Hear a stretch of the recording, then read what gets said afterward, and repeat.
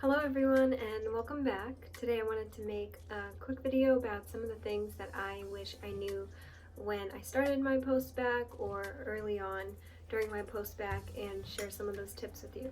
So I'm not an advisor, but I learned these things from my personal experience, so I'm hoping that they can also help some of you guys. Also, they're not in any specific order, I just threw them down as they came to my head, and I think there's 10 of them total that I could think of. Okay, so number one, I think it's really important to go to a pre-med advisor or any pre-health advisor that you can find at your school or the place where you take classes. It is so helpful to have a person that kind of mentors you through it, helps you come up with a plan, with a study plan, courses plan. Kind of tells you what your application would look like right now if you applied, what the chances of you would be getting in, and then what they think that you need to add to your application in order to strengthen it.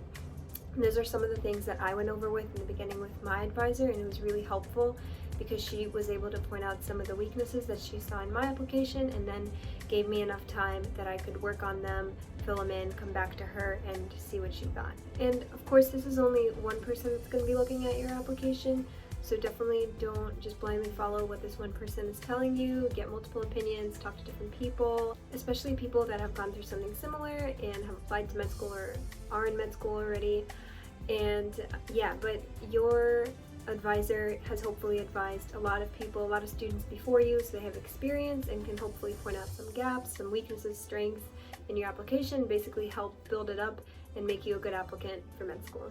Number two kind of relates to number one, and this is to join a health org or a fraternity, I think they're called. I'm not really sure. I was never in one. I kind of found out late about them, and I wish I found out earlier because I probably would have joined some sort of health org. And I think there are just so many positives to joining one. First of all, you will have people that are on the same journey as you are, so you can make friends, connections, and build strong relationships because people are going through the same thing as you. So then you can help them, they can help you. It's just good to have a really good base of relationships like that. And then second of all, you're gonna find so many opportunities through your health work, hopefully, to maybe volunteer or do research, connect with a lot more people, get involved in a lot more different things to build up your application. And the other thing is you can also join some sort of leadership position in this organization and, I don't know, be treasurer or VP or president of this organization. And that's another thing that's going to look really great on your application because they do look for leadership positions leading up to medical school. Number three, I think I mentioned this before in some of the comments to my videos, but I started off, the very first science class that I took was biology, Bio 1, and then Bio 2. And I took Bio 1 the first semester, Bio 2 the second semester. But to save time, and I did not know this, I should have taken Chem 1, Chem 2 either with my bio classes or instead of my bio classes. And this is because leading up to med school, you have to take a certain amount of science prereqs, and these include 2 chemistries, 2 orgos, and then biochem if you choose. But these prereqs have to be in order, so you cannot take Orgo 1 and not have taken Chem 2, and you cannot have taken Chem 2 without taking Chem 1. So what slowed down my process and determined how much time I would be spending on these classes is chemistry. And I spent a year just doing biologies, so I had to basically take an extra year just to complete my semester of Chem 1 and then semester of Chem 2 and then basically the rest of the chemistries. So if I had started with Chem 1, Chem 2, not Bio 1, Bio 2, I probably would have saved some time on this whole path of completing my prereqs for med school. And please take this with a grain of salt because I'm not your advisor and I don't want to tell you take chemistry first, don't take bio first, because I took bio first and I think that was one of the things that helped spark my interest for medicine because I really love bio and I don't love chemistry as much. So you never know, maybe if I took Chem 1, Chem 2 first, I may not even have really wanted to go into medicine as much as I do now. Alright, this leads to number 4, and that is to take some of the classes that I think you should really consider taking before taking the MCAT and applying to med school is biochemistry, and sociology. I think psychology is pretty much a required class for some of the schools that you're going to be applying to, but sociology and biochem are recommended, but the new MCAT is testing for sociology and biochem very heavily, and you will run across that information a lot while you're preparing for it and when you're taking the exam. So I definitely advise to take both those classes, and I actually almost did not take biochem and sociology until I went to my advisor again and with my application, and I was basically like, does this look good? Am I ready to take the MCAT? And she was the one that told me I should probably consider taking sociology and biochem, and I'm really glad I did, because I definitely faced a lot of questions that I would not have been able to answer if I didn't take those two classes. So the next important thing is, for the application for med school, they will ask for either a committee letter, which is a collection of letters from your school and your professors, or 3 letters of recommendation from 2 science professors and 1 non-science professor. And I'm not sure if this is exactly what every medical school is looking for, but the medical schools that I have looked at and applied to so far have all asked for that same thing. So I was not eligible for a committee letter because I think you're supposed to take most of your science classes at that school, and I didn't because I already graduated with my finance degree and took my science classes outside of my school. So I did not get a committee letter, and so I had to find 2 letters from 2 science professors and 1 letter from a non-science professor.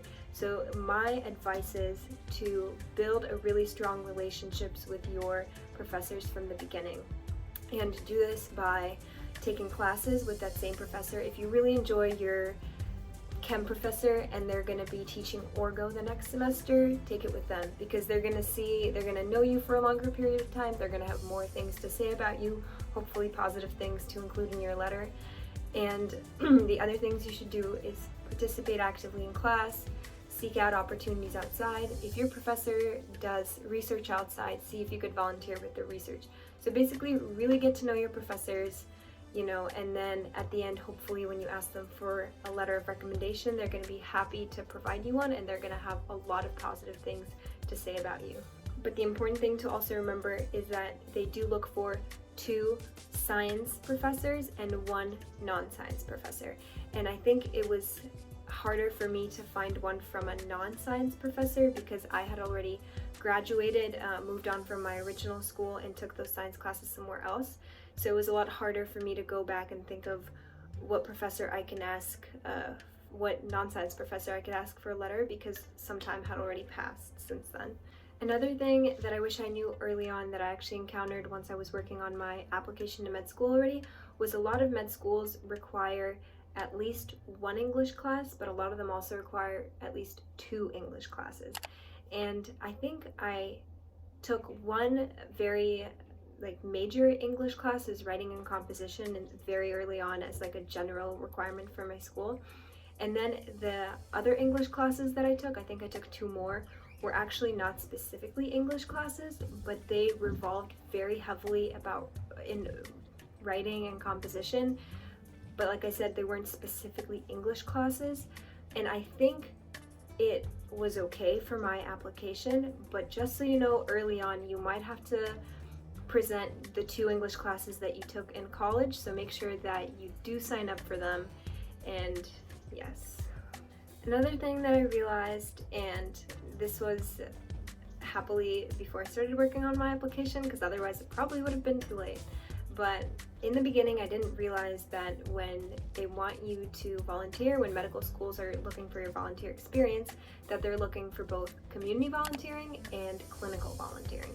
And I did not know that those 2 were separate, so I just volunteered a lot at one place, and I had no idea that I was supposed to volunteer somewhere else as well, or it's highly recommended that you do.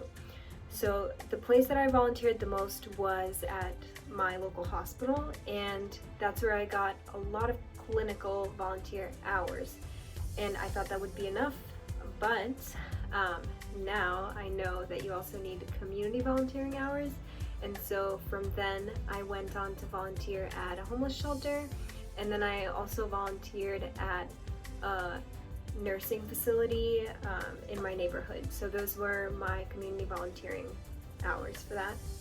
So just remember that volunteering is separated into two categories, and medical schools will be looking to see that you have volunteering hours in both those categories and not just one. And the last point that I have for this video that I learned, and this was once again when I was already working on my application, and this is actually specifically regarding DO schools. So when I was working on my applications for DO schools, I noticed that a lot of them were asking for a letter from a physician, but specifically for a letter from a DO physician, which was recommended. So they preferred to see a letter from a DO instead of an MD physician. Okay, first of all, just to rewind it back a little, you will need some shadowing experience for med school. They will be looking for that. They very highly encourage and push for people to shadow, especially shadowing in different specialties, not just shadowing one specific person. So that's one thing.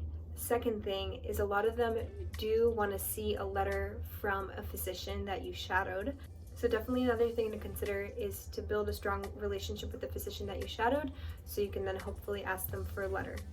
And then specifically for DO schools, like I said, I had no idea that they would prefer a DO physician to write your letter of recommendation. So I got 2 letters of recommendation, but they were both from MD doctors. And if I had known in advance, I had time and I would have shadowed a DO physician happily. I just had no idea, like I said, until I was already filling out the application. But hopefully I'll get to do it in the future. So yeah. So I completely forgot to add one more thing. So if it looks like the camera moved a little bit, it did, because I forgot to mention one last thing. And this is to try and get into research early on, and this is because med schools value consistency. They want to see you do something over a long period of time. So if you could get into a research opportunity early, you can stick with it for as long as you want to. And then also it hopefully gives you a chance to get into that research opportunity early on, to where you can work with the people in it and hopefully maybe even get your name published on the poster or paper that might come out of this research. So if you're involved in it from the very beginning, it's just a higher chance for you to have that publication. And we all know that med schools would like to see something published and like when people have their name on a paper, a poster, or a project. And obviously this is not required, this is just recommended and something that they might really want to see in an applicant. Alright, so that's pretty much it. Those are the 10 things that I came up with, thinking about the things that I'd want to pass on and tell people before they started or starting early on, just little tips and pieces of advice. So hopefully that helps out, and if I can think of any more, I will probably just add it in the the box under the video below, and then, or if I think of a lot of things, I'll just make a separate video and just add it on. I'm not sure what I'm going to do yet, but these are the main things that I came up with so far. Hopefully they can help some of you guys, and that's it. Thank you so much as always for watching this video, and I hope you guys have a good rest of your day, and I'll see you in the next one. Bye!